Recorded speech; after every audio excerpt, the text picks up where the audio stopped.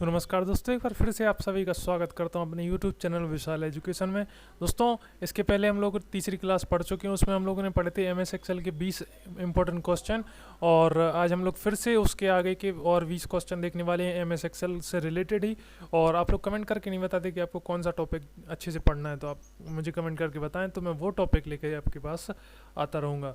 तो मैं अपने व्यू के हिसाब से लेके आ रहा हूँ ये एक्सेल, क्योंकि आप लोग एक्सेल को ज़्यादा पसंद कर रहे हैं, इसलिए मैं एक्सेल पे फिर से एक वीडियो बना रहा हूँ।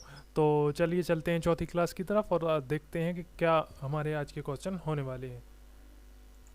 तो दोस्तों, आज का हमारा पहला क्वेश्चन हो जाएगा कि सेल में करंट वैल्यू डेट इंसर्ट करने के लिए किस चीज़ का इस्तेमाल किया जाता है, मतलब कौन सी शॉर्टकट की का इस्तेमाल किया जाता है सेल में करंट डेट इंसर्ट करने के लिए। तो इसका सही आंसर हो जाएगा कंट्रोल के साथ आप दबाएंगे सेमी कॉलन। तो सेमी कॉलन और कंट्रोल के साथ आप दबाएंगे जब, तो जो सेल में आप पॉइंटर, आपको माउस पॉइंटर होगा, वहाँ पे आपको वर्तमान की डेट जो है उसमें इंसर्ट हो जाती है। तो इसका सही आंसर हो जाएगा ए, कंट्रोल के साथ सेमी कॉलन। चलिए बढ़ते हैं अगले क्वेश्चन की तरफ। हमारा दूसरा क्वेश्चन हो जाएगा, किसी भी दो प्रोडक्ट की प्रोडक्ट आईडी एक जैसी नहीं हो सकती।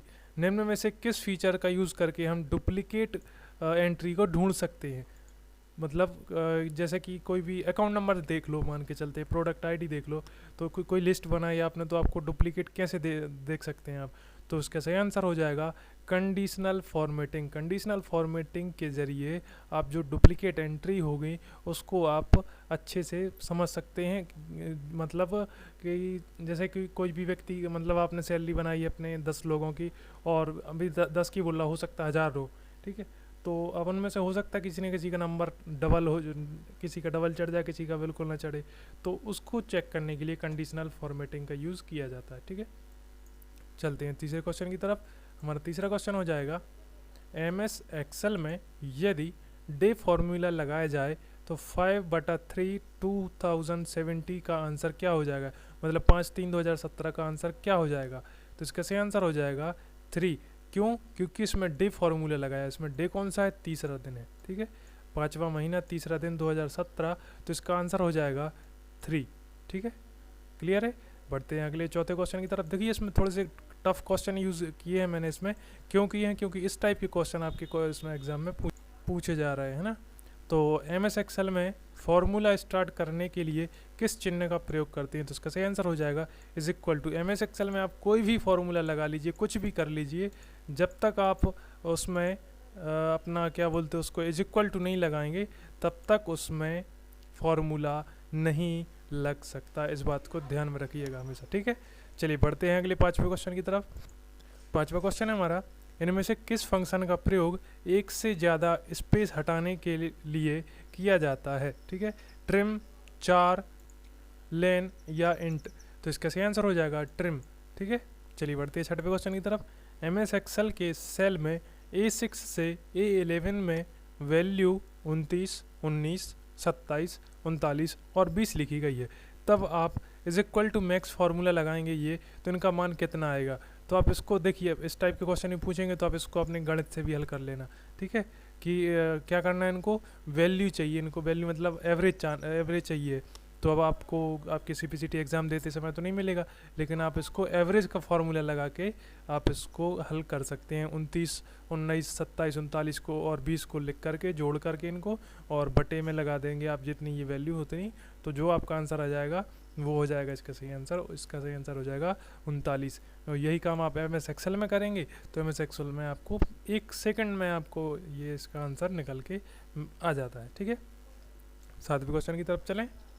चलिए देख लेते हैं हम लोग सातवां क्वेश्चन। किसी डिस्ट्रीब्यूटर को दो अलग अलग ब्रांच की सेल प्राइस को कंपेयर करने के लिए कौन सा चार्ट यूज़फुल होगा। तो इसका सही आंसर हो जाएगा, इसका सही आंसर हो जाएगा डोनट चार्ट C, ठीक है। चलिए बढ़ते हैं अगले क्वेश्चन की तरफ। हमारा आठवां क्वेश्चन है, इनमें से कौन सा कथन स्टेटमेंट सही है।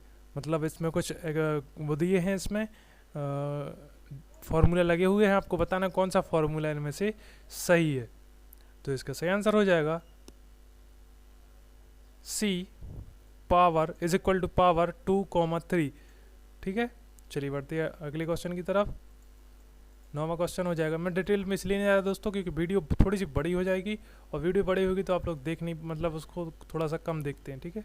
तो चलिए 9वें क्वेश्चन की तरफ बढ़ते हैं। एमएस एक्सेल में इनमें से कौन सा ऑपरेटर नहीं होता है, ठीक है। कौन सा नहीं होता है, तो लॉजिकल ऑपरेटर नहीं होता है एमएस एक्सेल में, ठीक है। चलिए बढ़ते हैं 10वें क्वेश्चन की तरफ। 10वां क्वेश्चन है हमारा, एक्सेल में एक्टिव सेल के कंटेंट को कौन डिस्प्ले करता है। सही आंसर आप यदि चाहें तो बता सकते हैं, इसका शो नहीं कर रहा है क्योंकि यहाँ पे। चलिए उम्मीद है आपने बता दिया होगा इसको, तो इसका सही आंसर हो जाएगा फॉर्मूला बार। चलिए बढ़ते हैं 11वें क्वेश्चन की तरफ। एमएस एक्सेल में चार्ट बनाने में कुल कितने स्टेप होते हैं, तो इसका सही आंसर हो जाएगा 4 स्टेप, ठीक है। बढ़ते हैं 12वें क्वेश्चन की तरफ। किसी फंक्शन के अंदर लगे हुए फंक्शन को क्या कहा जाता है, तो इसका सही आंसर है नेस्टेड फंक्शन। मतलब किसी एक फंक्शन आपने लगाया हुआ है, उसी के अंदर एक और फंक्शन लगाया होता है, तो उसको कहा जाता है नेस्टेड फंक्शन, ठीक है। चलिए बढ़ते हैं अगले क्वेश्चन की तरफ। माइक्रोसॉफ्ट ऑफिस एक्सेल डॉक्यूमेंट में सेल एड्रेस में क्या होता है, तो इसका सही आंसर हो जाएगा पहले कॉलम और फिर रो होता है, ठीक है। सेल एड्रेस क्या होता है, पहले कॉलम होता है फिर उसके बाद रो होता है। चलिए बढ़ते हैं अगले क्वेश्चन की तरफ। 14वां क्वेश्चन है हमारा, यदि आप वर्कशीट में टाइटल के बाद खाली लाइन चाहते हैं तो इसमें कौन सा तरीका सबसे अच्छा रहेगा, तो इसका सही आंसर हो जाएगा इंसर्ट द रो। यदि आप वर्कशीट में टाइटल के बाद एक खाली लाइन चाहते हैं तो एक रो इंसर्ट कर लीजिए, उसके बाद आपको वहाँ खाली लाइन मिल जाएगी, सिंपल है ना।